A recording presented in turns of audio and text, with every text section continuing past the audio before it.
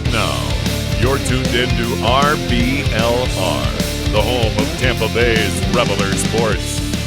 Hello, everyone out there in Tampa Bay and beyond. This is James Knowles coming at you for the RBLR Sports Podcast.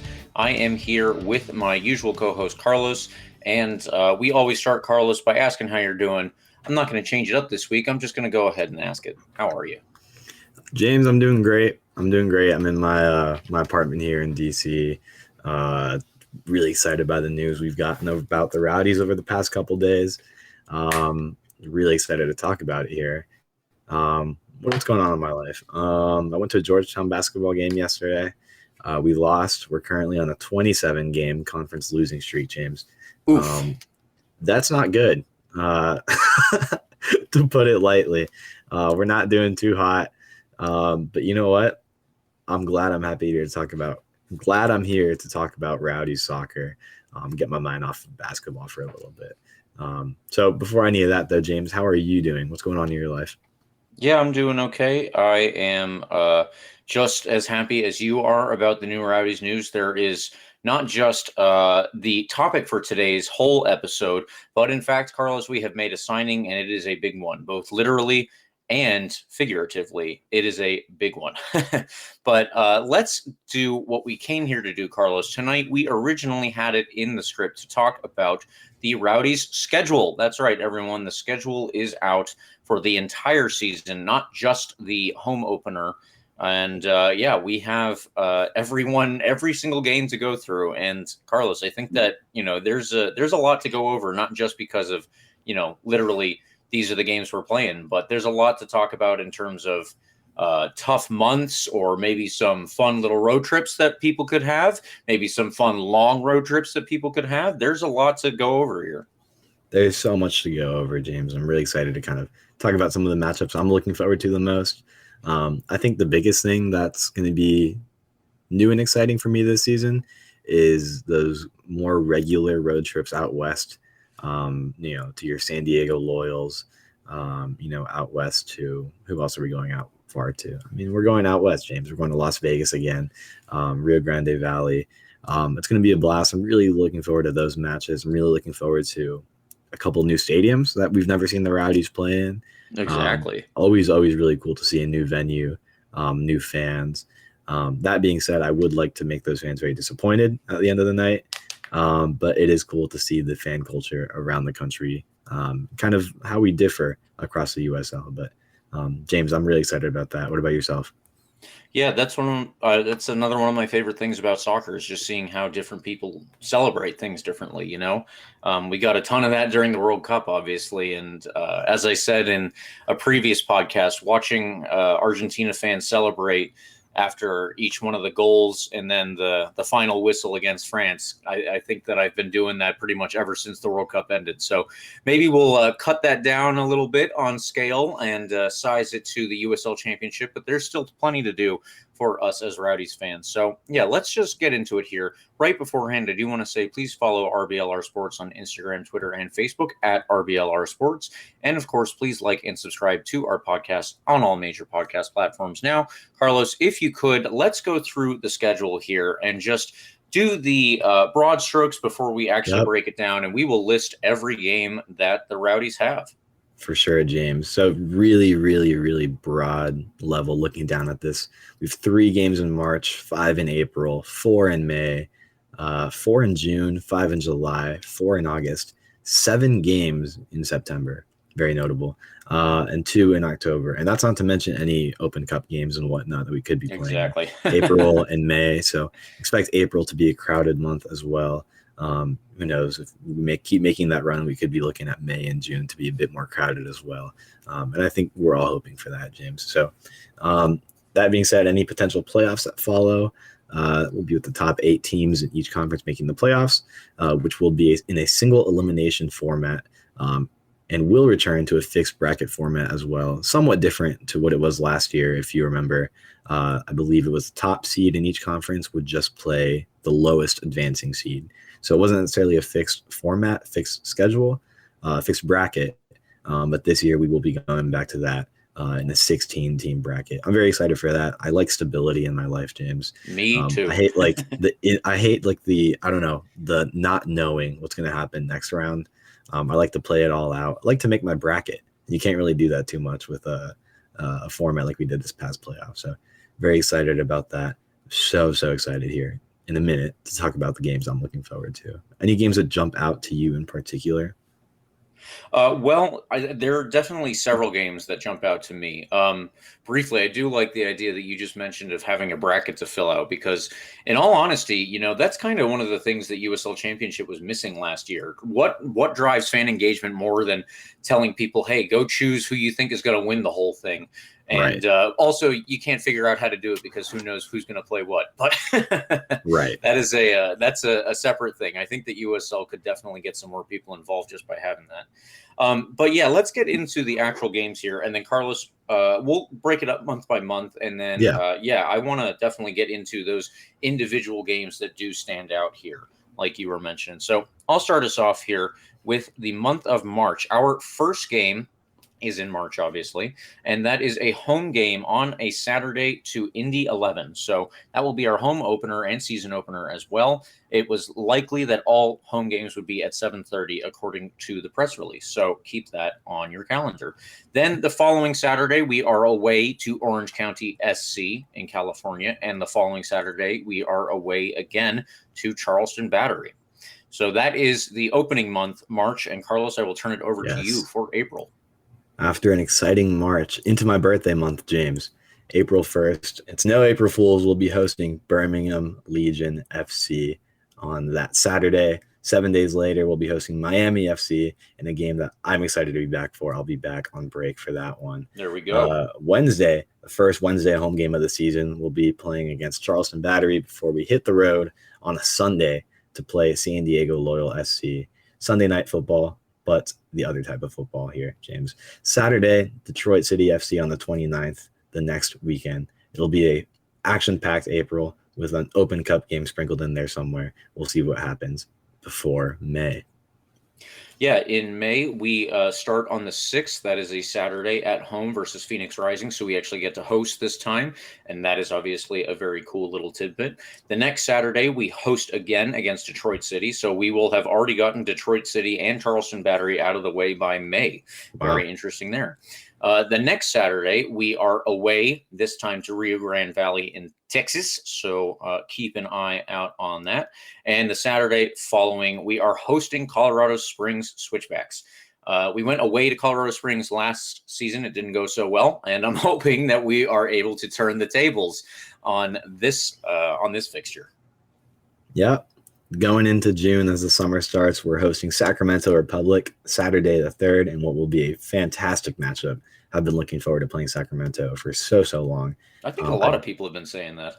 Yeah, correct me if I'm wrong. This feels like the first time we're playing Sacramento. Am I making that up? It's not in my memory that we have done that. So if we have, then I am simply forgetting. Yep, there it is. Sacramento, Saturday the 3rd. 1 week later on the 10th, we're hosting New Mexico United, another team I don't believe we've ever hosted. So that's going to be a blast as well. Perks of that new of the new league schedule, playing every West Coast team once. Saturday, we travel to El Paso to play the Locomotive. The next Saturday, we travel to Loudoun United FC, and that'll wrap up the month of June. And then, obviously, we go into July with a game on the 1st, Saturday the 1st. It is away to Las Vegas Lights, so we are again on the road to visit Las Vegas. It was a good trip when I was out there, I think, a little over a year ago now. But yeah, that is a fun time, obviously. The next Saturday, we are hosting Oakland Roots, another team from California coming into town. And then the Saturday after that, we are away to Birmingham Legion. Afterwards, we have another Saturday game away, this time to Indy 11. And the final Saturday, apparently there are 5 in the month of July, we are hosting FC Tulsa, which appear to be an Eastern Conference team again this year. Then it goes over to August. Wow, the FC Tulsa just keeps switching conferences like that. It's so confusing. Yeah. Anyway, in August, Saturday the 5th, we're traveling to Pittsburgh Riverhounds. Always impossible to win over there for whatever reason. But finally starting to get that monkey off our back. after last season. I believe we got that first win in a long time over there. Then we host Monterey Bay FC before we travel out on Friday the 18th to FC Tulsa, and what will be a fun matchup as always with them. Traveling down to Miami on Saturday the 26th of April, in what is always a good time in a rather empty stadium. Rather fun away trip with everybody in Ralph's Mob always. Yeah, I'm looking forward to us being the loudest people there again. Yeah. Then the action-packed month of September begins on Saturday the 2nd, hosting Hartford Athletic. Immediately after that, on Wednesday the 6th, we are away to Memphis. And then immediately after that, on Saturday the 9th, we are hosting Louisville City. The next Saturday following, we are away, this time to San Antonio FC, again in Texas. Then we are going away, we are hosting the next one to Memphis, and that'll be an interesting game. We've developed a bit of a rivalry with Memphis, so good to see how that'll turn out. The Wednesday after that Saturday game, we are away again, this time to Hartford, and then we are home only 3 days later on Saturday to Loudoun United, and that ends a very rough-looking September already, but we'll see how it turns out, of course. I will say, if there's a team that you want to be playing on short rest at home, I think the team you would pick is Loudoun United. Good point. Quick benefit to that scheduling. Thank God we have the scheduling makers on our side, and we run the entire league out of Tampa anyway. There we go. October wraps up the action of the regular season. Saturday the 7th, we host Pittsburgh Riverhounds in the last home game of the season, regular season. Obviously a fun matchup as always. And finally, James, the big one, Saturday the 14th, away to Louisville City FC, and what has potential to be a huge closing game in the regular season, given the recent history between these two clubs and the kind of battle for the top three. That's top two, basically. That's been back and forth between Louisville and Tampa Bay. Now you have your Memphis creeping up there. We have Memphis in the last 5 games as well. So a big last 5 games between hosting Memphis and traveling out to Louisville. Should be a very, very crazy end to the season. But overall, James, tons of great matchups in here. Action-packed months. Action-packed September. 6 games. Good God. 7 games. Oh, my goodness. In 1 month. I'm feeling for the boys. But again, if there's one game you want to have on short rest, it is that Saturday game at home against Loudoun. Yeah, before we break it down any further now, Carlos, let's go ahead and just talk about those games that immediately stick out to us. Obviously, I mean, the home opener, it's the home opener. I'm hoping that everybody will be able to come to that, of course. But one of the other home games that really sticks out to me early on is the game against Phoenix Rising in May.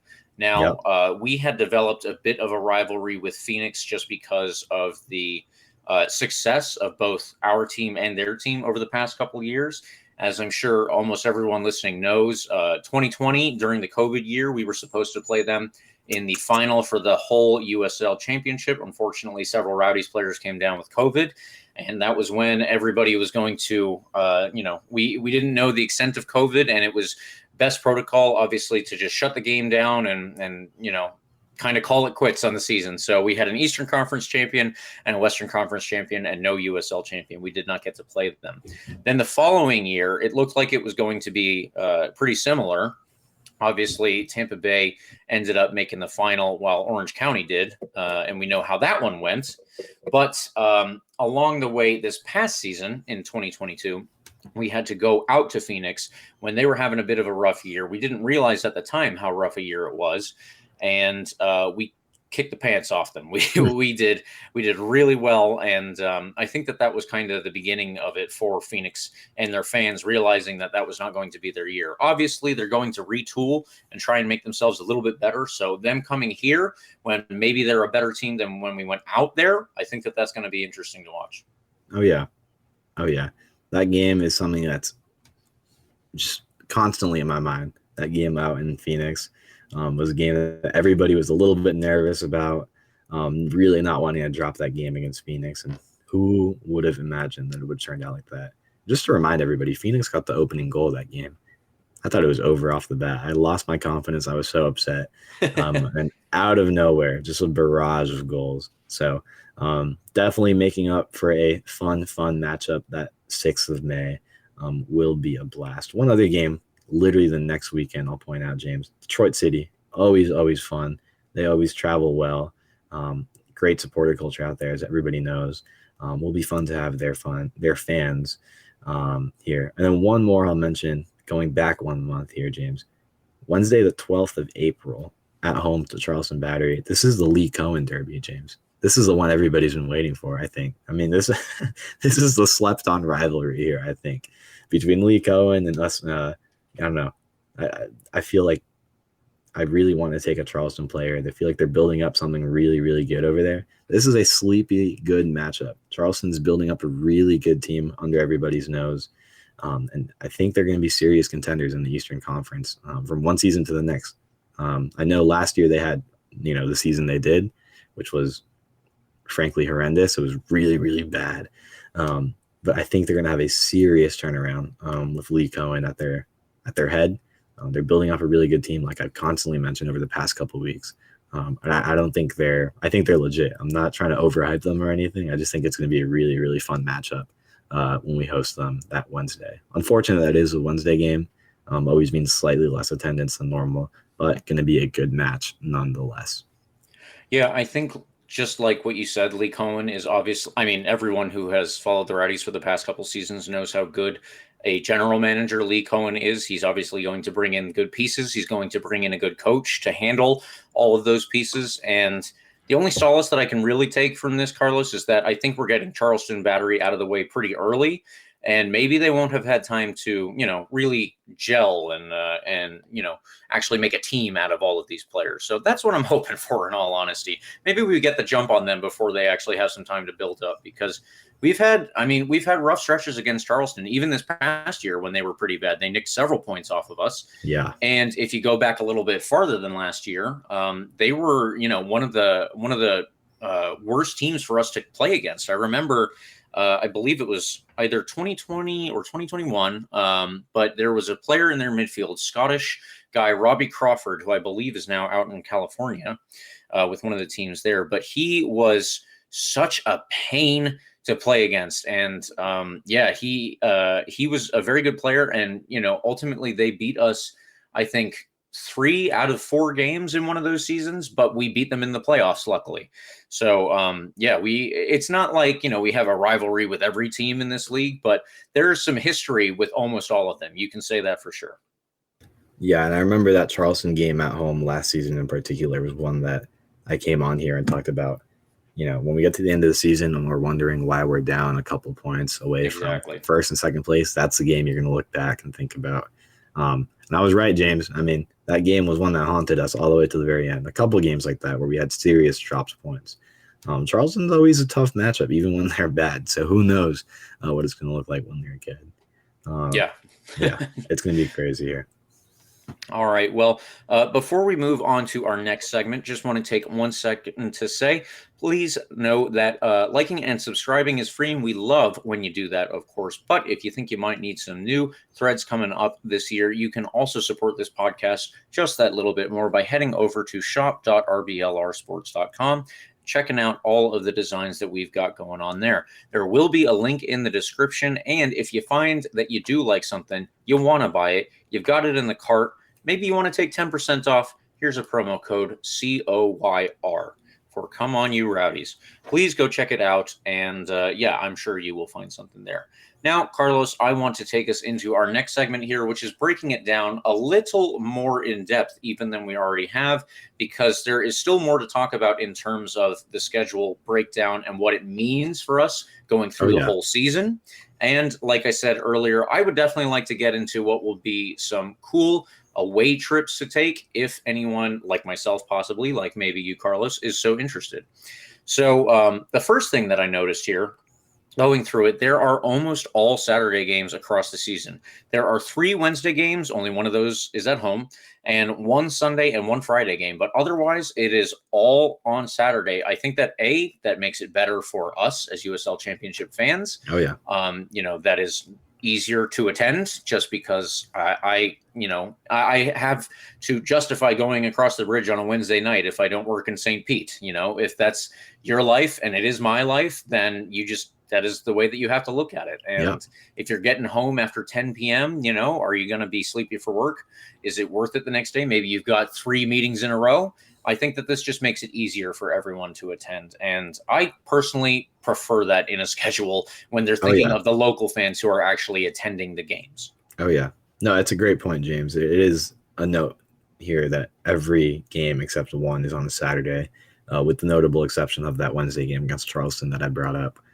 Those Saturday games, like you said, are just so much easier for everybody to get to. It's a blast because we're going to have more attendance. Overall, just a net positive for everybody involved, fans, club, league, et cetera, et cetera.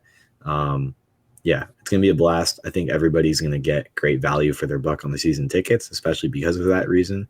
I know we had a couple seasons where we had like 4 or 5 Wednesday games, and it was just challenging for people to get out there. It's like instead of buying, 16 home games, they were buying 12. But this is going to be really, really good for everybody who's thinking or who already has bought their season tickets. Great value here. Like I've said, it's just going to make for a better atmosphere. Those Saturday games are so much more fun, so many more people. Those Wednesday games, like you said, they're just tough.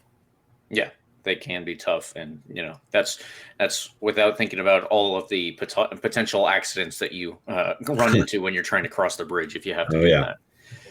The next thing that I wanted to point out, Carlos, obviously, over the course of this season, we're going to see what the Rowdies have in terms of depth because their hardest month almost certainly is going to be at the end of the season. Now, to reiterate again here, we have 5 games in the month of April in the league. That does not include almost certain US Open Cup games in that month. Now, Carlos, I don't remember exactly when the games were that we had in the Open Cup last year, but I believe we had one in April and one in May, because I know May was or April leading into May was our tough stretch last year. Right. And one of the only wins that we had in April was against the Villages, which is an amateur team, of course. Right. And we actually, did pretty well there. But if we have 5 games to start in April, we'll probably add another one in. That's, again, a pretty tough April, but it kind of levels out over the course of the summer. 4 games, 4 games, 5 games, and 4 games in May, June, July, and August. And then, like I said, the worst month of the year is actually almost the very end of the season. We have 2 games in October, but right before that, we have 7 games in the month of September. And those go Saturday, Wednesday, Saturday, all in effectively the same week. Then the following Saturday, Wednesday, and Saturday. So, Carlos, I'm hoping here with this glitch of the system, let's say, this glitch of the scheduling system, we either need to have a very big squad, or we need to have the best luck that we've probably ever had in the last couple of years with injuries, because that is looking tough. Yeah. It's going to be a tough stretch, obviously. I think we're starting to add to the depth finally with with the signing that we're going to talk about here in a little bit that I'm very excited about. But like you said, it's going to be tough, especially thinking about this September month that we keep mentioning, between Hartford, Memphis, Louisville, San Antonio, Memphis again, Hartford, and then Loudoun at the end. It is a lot for the players to deal with, especially because you're playing the 2 other best teams in the Eastern Conference. You're playing one of them twice. You're playing Memphis twice, home and away. You're playing Louisville at home. It's just going to be tough. It really is going to be tough. Who knows how good Hartford's going to be? They're always kind of a, mystery. They'll have times where they're playing like the best team in the league, and then they'll be playing like Charleston other times. Yeah. It's really, really an unknown for them. So we could be getting to September where, Hartford's put together. We play Hartford home and away that month as well. So we could be looking at maybe one of the most challenging months in the history of this team recently, because of the quality of this team. And again, this is pending Louisville and San Antonio continuing their and Memphis continuing their really, really good form from last season. And I think we can expect them to do that just based off what they've built. and kind of especially your Louisville and your San Antonio. It's going to be a tough stretch, but I don't know. I mean, like you said, we've dealt with it in the past. I think we're just going to have to really, really take advantage of these earlier games in the season and try and cushion ourselves as much as possible. Because, like you said, it will be very, very tough. We're going to have those Open Cup games in April as well, though. So we're going to need some depth for sure. But before I move on from that, James, I just looked it up on my phone because you reminded me of it, the Villages game. Did you know Lucky M. Kasana finished tied for the top scorer in the U.S. Open Cup? I did know that, and I don't know if I think that we highlighted that in the post-season recap with individual players. Yeah. But I might be mistaken. I feel like we left that in our notes. So it's possible we either talked about it or I had it in our notes and then somehow we skipped over it. Right. I don't know why that just clicked in my head. I remember he had those 3 goals against the Villages that we were just talking about and then 1 against Orlando. I don't know. It seems kind of crazy to me that in 2 games he managed to be tied for the top goal scorer in the Open Cup. And maybe we should re-sign him. I don't know. Maybe. That being said, tough months up ahead in April and September, but going to be a blast for the fan like me that's not actually playing the game and just watching for fun. Yeah, exactly. That's a good way to think of it, actually. So the last thing that I wanted to mention for the individual schedule here before we talk about potential road trips is something that you already mentioned here. This sticks out immediately, but I felt like we could do it a little bit more in depth anyway. We are playing the last game of the regular season away to Louisville City. That is going to be tough. So Louisville City and the Tampa Bay Rowdies have, for the past 3 years now, contested the Eastern Conference Championship to see who would move on to the USL Championship final.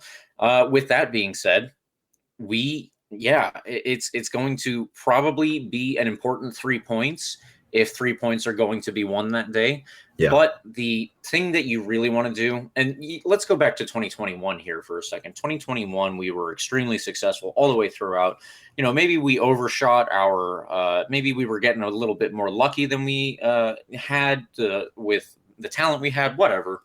You know, you could go back and argue that all you want. But we ended up with the highest points total in the season or over the league.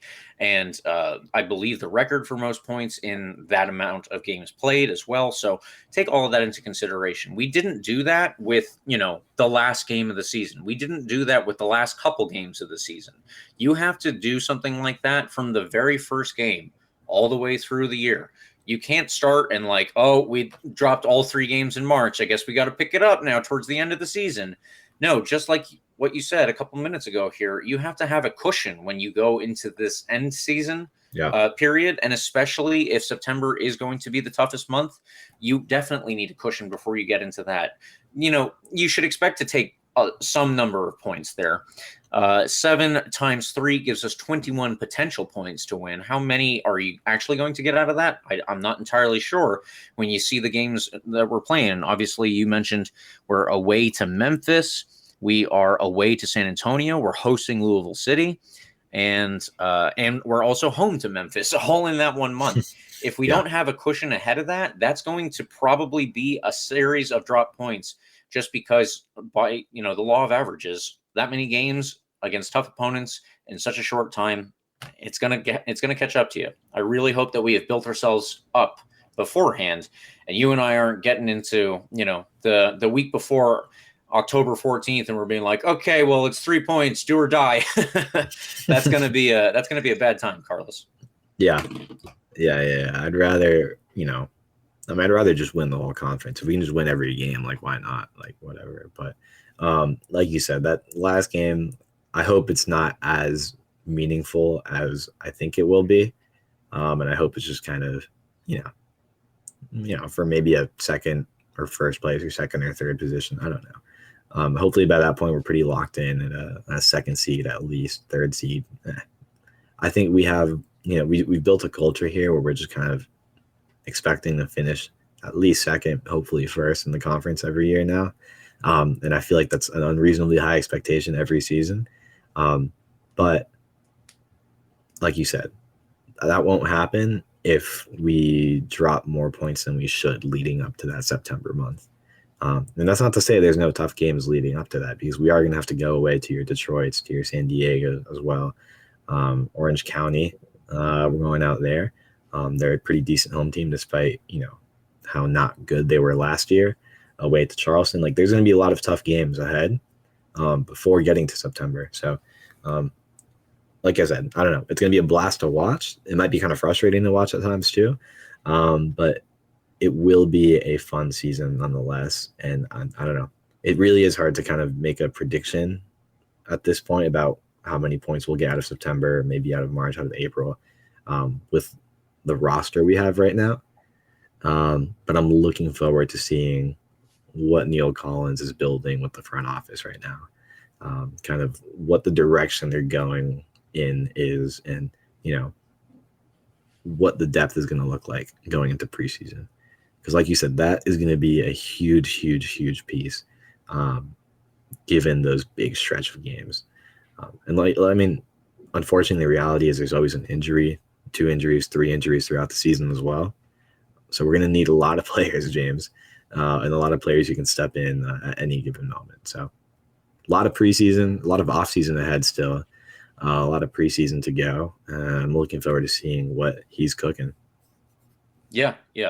I would like to hold off on our predictions just until we have that more full squad, as you said, because what are we working with here? Could we even put together 11? I'm not entirely sure that it's going to look like it's going to be very skewed anyway. Let's say that. Right. All right. So, Carlos, in this season, we are going to be playing a bunch of teams that we either haven't played before or certainly have not played very frequently.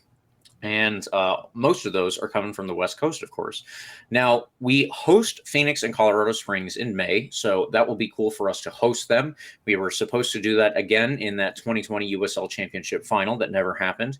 We beat them last year. Let's do it again and show them that once and for all, Tampa Bay is the better team over Phoenix Rising. Colorado Springs, it'll be good to host them because the game out in Colorado Springs last year was just a slog. We looked awful, and it kind of seemed like we were tired. I don't know. I think that we will be energized by the home base. That's generally how it goes. So let's actually give them a good game this time. As well as that, we will be hosting Sac Republic and New Mexico in June. So yeah, Carlos, I don't think that we have hosted these teams. I think that this will be their first time coming down to the area, and it'll be really nice to see that. I know that Matt Cox, who was on this show just recently, he went to see the Open Cup final where Sacramento Republic, very unfortunately, lost to Orlando City. And he said that he had met, obviously, lots of really cool people over with the Sac Republic fan base. I think that it would be awesome if we could develop not, an Orlando City rivalry or even a Phoenix Rising rivalry, but let's say a friendly rivalry with the Sac Republic fans. They seem like a very cool bunch of people just from this outside perspective, but also if we could get something going back and forth where we visit them, they visit us, that kind of thing as fans, I think that would be pretty cool as well. Yeah. Yeah, I was trying to look back to see if we've hosted Colorado Springs as well, and I can't remember us hosting them as well. So that might be another new team coming to Al Stadium for the first time. So yeah, it will be cool to welcome any fans that they bring, the team, to glorious Al Stadium, James. Exactly. And let's talk about now our away trips to the teams out west. Obviously, just like last year, we are going to have home and away versus everyone in the East. So any Eastern Conference away trips that we could have had last year, we will have available again this year, minus a couple of teams who were involved as MLS 2 teams. But now the away trips that we have available to us are slightly different in that we will be able to go away with the Rowdies to play Orange County, San Diego Loyal, Rio Grande Valley, El Paso Locomotive, Las Vegas Lights, and San Antonio FC. Now, Carlos, I believe that we have at least played 2 of those teams away before. I'm not entirely sure. I know, obviously, we went away to Las Vegas. That is how we ended the 2021 season. I was out there and met up with several other Rowdies fans out there. It was a trip that my family paid for as a birthday gift, and that was Nice. awesome birthday gift. If I could end up doing another one of these away trips, maybe as a birthday gift again, that wouldn't be too bad, I guess. But Nice. we shall see what the year holds. I think personally, these are looking pretty cool, and I don't know about you, but there are like a lot of really neat destinations in terms of like, it'd be good to get out there and actually see the city even before you go and see the game. One for me would be San Antonio, Texas. I have never been to San Antonio in Texas, and I've heard a lot of good things about, San Antonio and Austin and Dallas. The only big city I've been out there is Houston, and Houston is hot and humid, and it is really suburban. I guess it is very spread out. Houston, I did not enjoy it a ton. So maybe San Antonio would be different, and I wouldn't mind going out there to see that. What other games do you see on here that might be pretty cool to go out and look at? I feel bad for the random Rowdies fan that you just offended in Houston. Yeah. He's just no longer ever going to tune into a Rowdies game ever again. But I do look forward to that San Diego game. Cool culture they have over there. Good fan base. And from what I understand, a city I've always really been wanting to go to because it looks really, really cool. So excited for anybody that manages to get out there. San Antonio, like you said, is a really, really cool away game. We have played out there before. This one I distinctly remember. But as for the other ones, I think it's only Las Vegas and San Antonio that we've visited. Okay, so it was the two. I'm glad I was. I'm glad I wasn't overstating there. Right. I don't recall El Paso. I don't recall RGV, San Diego, or Orange County. And those are all going to be good games, all good locations. It's going to be a blast for sure. And I hope the team, enjoys the scenery, doesn't maybe enjoy it too much, and maybe goes out there, takes care of business, and comes home. But I would love to get out there if I can, especially to your San Diego. Like, oh my goodness, San Diego looks so beautiful. That's going to be one that's going to be on my calendar as a potential away trip, because those new games are just going to be really, really cool. And I hope this is something we can continue to do, continue to play every Western Conference team once, because that's going to open up a couple more, new venues, new locations, new stadiums for fans to explore. And I think that's a win for everybody involved, the league, the home fans, the away fans. It's going to be a blast for sure. Carlos, if I'm not mistaken, San Diego Loyal will be playing at a new stadium this year. Is that correct? Or am I thinking of them with the potential expansion for the last MLS spot? Maybe I'm mixing things up there. I actually do not know. I know they're on that, kind of seat for the next MLS spot right now. Don't really know what that means with regards to a stadium this year. I haven't seen anything personally on Twitter or the internet, but I haven't looked very closely for San Diego Stadium news. But who knows? It's something that's going to be definitely in the work if that move to MLS actually happens. Yeah. Well, if we do go out there and at the same time the NWSL San Diego Wave are playing, then you can certainly go and check out that new stadium that is up out there for all the local soccer teams if San Diego Loyal are not playing there anyway. But those are options. I know that most people would obviously like to go to San Diego if they could. It seems like a very cool city. One city that I actually wouldn't mind going to see personally is El Paso. Just sounds like, a very cool it sounds like a very cool area in terms of it being like, this kind of cultural bridge in between the U.S. and Mexico. Obviously, El Paso is, a very huge crossing area. And I think Ciudad Juarez is the city on the other side. Yeah. It would be really neat to go and experience not only the cultural aspect of the city, but I think that I would love to try out some of the, I'm sure, dank food that they have out in El Paso. I was going to say that if nothing else in El Paso, I have a few friends from there. We talk about it very nicely. Not a ton like over there from what they tell me, but they've lived there their whole lives. So they have that bias, of course. They have said that it's the best Mexican food you'll ever have. Potentially even more than any place in Mexico, which was kind of a weird thing to say, but they say it's the best Mexican food you've ever had. So, I don't know. If you're looking to do a food tour, go out to El Paso, watch the Rowdies game, catch some great Mexican food. Would be a blast, James. I think that RBLR has already put together a couple of things just in this one podcast, Carlos. We might have something lined up here. Yeah, I should be like a travel agent for this kind of thing. I can just advertise all these every day. Oh my God, that'd be so much fun.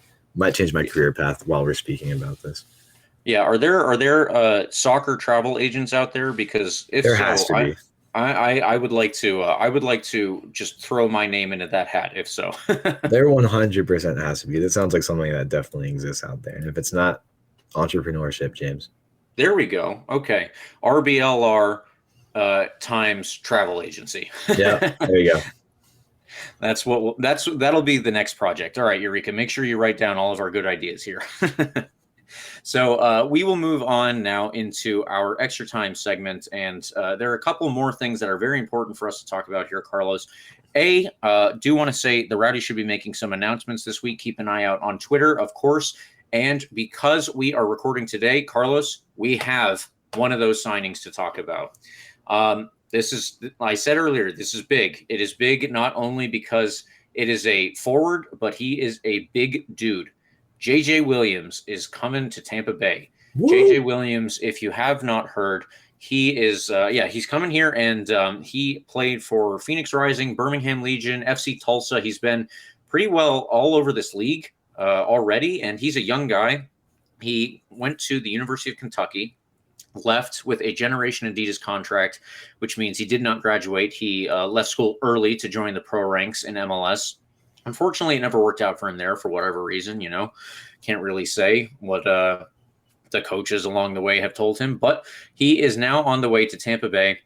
I believe, Carlos, it said that he had 12 goals last year, and I'm looking forward to someone who has some height, some strength, and some speed to him, and actually as a forward. That is such a good combination. Yeah. I saw that in the press release, and Neil Collins is looking to play him kind of in that false nine role, dropping back a little bit, making moves. He seems like a very mobile attacker, very versatile, can get up in the air, like you said, can drop back and make plays happen. Almost more like an attacking midfielder than anything. But obviously he has that finishing ability. If you've seen this highlight reel, it's a guy that, he can put the ball in the back of the net, and kind of, that's why we signed him, right? I'm really, really excited to have a forward officially on our roster. That's been something that's kind of been bothering me for the past several weeks at this point. It's been kind of scaring me because we're not too far off from preseason now. But I'm really, really glad to see that out in public. Great signing. Like I immediately said on Twitter, it's going to be a fantastic addition to this team. And this is a guy that I'm really excited to see how he connects with Leo Fernandez, maybe with Dayon Harris when he's playing further up. It's going to be a really, really fun attacking core. And who knows what other forwards we have, coming up the ranks here soon once the contracts get revealed. Yeah, I am thinking. So in the press release anyway, they said that Neil Collins is looking at him as a number 9, someplace that he thinks JJ Williams has not got to play quite as often as he wants to play there. I think you can read between some lines there and say that this guy is he's supposed to be the guy, the target man, the goal scorer. He is going to be the guy that we rely on a lot here. I suppose that's really not a lot of reading between the lines. It doesn't take much analysis there, but I think this is something that last year, especially, we were crying out for. Leo Fernandez, of course, had a literal league MVP season, but he's not your striker. You kind of rely on a guy like that when you have to. And I think that Leo Fernandez stepped up and did an amazing job. It would be amazing if he could do it again. But we should be relying first and foremost on the striker to score the goals. And I think that JJ Williams is being brought in specifically for that reason. If he can combine with Leo Fernandez, let's say that Leo Fernandez is maybe going to combine with him as the second player behind the striker even, I think that could be pretty cool. Leo Fernandez probably will just have the free range to roam wherever the hell he wants based on last year. But I would love to see them, strike up a good partnership like, Sebastian Guenzati and Steven Dos Santos did 2 years ago now, because I think that that is when we looked at our best. And if we can do that again, then we will look just as good, hopefully. Yeah. Yeah. Fully agree. JJ Williams is going to be a great addition. It's a name I've brought up in the past. Really excited to see him wearing our colors now. Yeah, absolutely. The last point we have here is more of a fun one for anyone listening here. Gotta get ready. So, if you are interested in playing for the Rowdies, if you think you have what it takes, they have open tryouts coming up. On February 5th, if you go online and register, you can go to a Rowdies open tryout. That is open, I'm guessing, for anyone. If you are if you are good enough in terms of your fitness and your technical ability, and the coaching staff likes you, you could end up with a spot on the roster. Now, if we happen to be plugged into the USF men's soccer team, I want to say there are a couple of seniors there who did not get drafted straight away to MLS. Maybe you want to come out and try for the local team, see if you're good enough there. I bet that there are some players good enough. Sal Mazzaferro might be one, the left back. Maybe Sergio Pineros Mayorga, the right back. I would love to see either of those guys, because one of them is local, but they're both local at this point, considering they've gone to USF. Come out and try out. And anyone else listening, if you think that you could compete with them, you should go out too. I don't know all of the details of registration, but if you do check out the Rowdies website, you'll find it there. And I'm pretty sure that they have found players this way. If I'm not mistaken, Carlos, is this how Juan Tejada was brought into the team originally? I'm not sure if he actually came from one of the open tryouts. I feel like I recall the story going like he got a open trial and played one of the preseason games, and at that point he just practiced with the team and eventually got a contract. I'm not sure if it came from one of the open tryouts explicitly, but who knows. Yeah, James, I don't know if you heard me cracking my knuckles. I think I'm gonna have to get the boots on and head down to Florida again for this. I've been waiting for my opportunity. Played right back in my prime. There we go. I think I can make it still. I'm not gonna lie. I will say, kind of random how far out the field where they're hosting these open tryouts is. I was trying to pull up the article on my phone. For whatever reason, I can't find it right now. But it's like an hour east of Tampa where they're hosting these tryouts, by the way. Huh. I'm trying to find the article as I speak right now. But it's like way out there for whatever. It's in Lake Myrtle Sports Park in Auburndale, Florida. Auburndale. Oh my goodness. What are we like? Could we not find a complex, a field closer by? Like, don't we own a whole soccer complex on Waters Avenue? Like, didn't we make a whole big deal up? These are the random things that confuse me about this organization sometimes, James. Like, there's no reason to be hosting these tryouts out in Auburndale. I don't know, unless like the reasoning is to try to like encompass like a wider part of Florida, maybe like branch out to Central Florida. That's the only thing that I would think of, is possibly they're just trying to branch out a bit or something. I really don't know. It's kind of confusing, but whatever. It's happening in Auburndale. I don't know. If you don't have a car, I guess you kind of can't go. it's way out there, but it is happening, and yeah, who knows? It's we must be trying to. We must be trying to creep up I-4 and just take over slowly until we hit the Orlando suburbs and then leave it all purple. Yeah, I guess that's what we're doing. We're just creeping on over East Coast. I really don't know. I feel like if you're doing that, then you might as well host one like there and one in Tampa. But it is what it is. $125 is the cost per player to try out. Another thing that's kind of confusing me, kind of a barrier to entry and whatnot. But it is what it is. Yeah, it is what it is. I feel like I'm complaining about these tryouts. I don't mean to sound like I'm complaining about these tryouts. It's not like I'm going to go try out or anything. But just some things to consider in mind if you're a Rowdies front office person and you're listening to me. I'm a random guy, but I feel like these are common sense things, James. Yeah, unless there's some explicit, group that they're trying to target, which there might well be. Maybe there's maybe there's some larger immigrant population that is closer to Auburndale that, they want to kind of tap into or something like that. Maybe they just want to spread the fan base even. Get some Rowdies merch up literally over in the Auburndale area and in the surrounding parts. I'm not too sure. But either way, if you do think you have what it takes, if you have $125 and you have a car, please do go check it out. It might be a fun little journalistic exercise, but I don't think that I don't think that my fitness levels are up such that I could deal with the embarrassment of going through that. So sorry, Eureka. I'm not going to be able to turn in that. I'm not going to be able to turn in that piece. That sounds like such a blast, James. I would contribute to that cost if you go out there. I'm committing to it right now. That sounds like such a blast right now. But yeah, well, my last interaction with Auburndale, I don't know why I thought about it. I went to if anybody knows this is going on a tangent now, but if anybody knows this Mexican like orchestra band, it's called Los Ángeles Azules. Just a really famous band. Like they go crazy. It was the craziest concert I've ever been to, and it was under this big tent. It was sick. I had a blast. So Auburndale's a good time. It is kind of far out there, but it is a blast, and would recommend going. All right. Well, there you go. You have the Carlos Arroyo stamp of approval on Auburndale. Everyone listening, thank you so much for tuning in this week. I think that this is where we are going to call it quits for the night.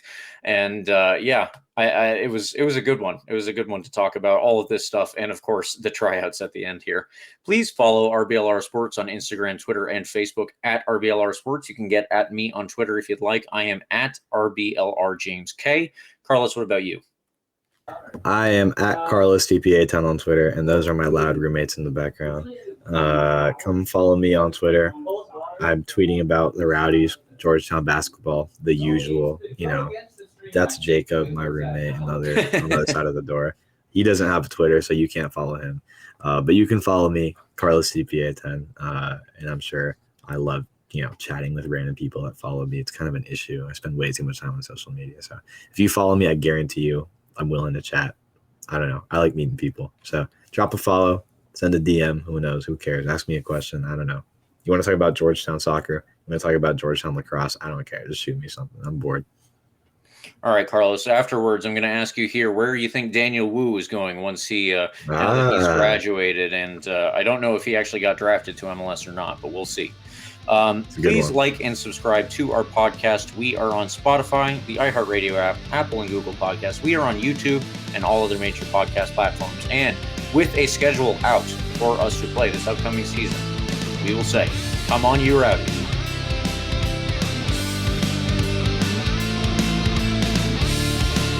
Thank you for tuning into this presentation by RBLR Sports. On your way out of the stadium, please remember to like and subscribe.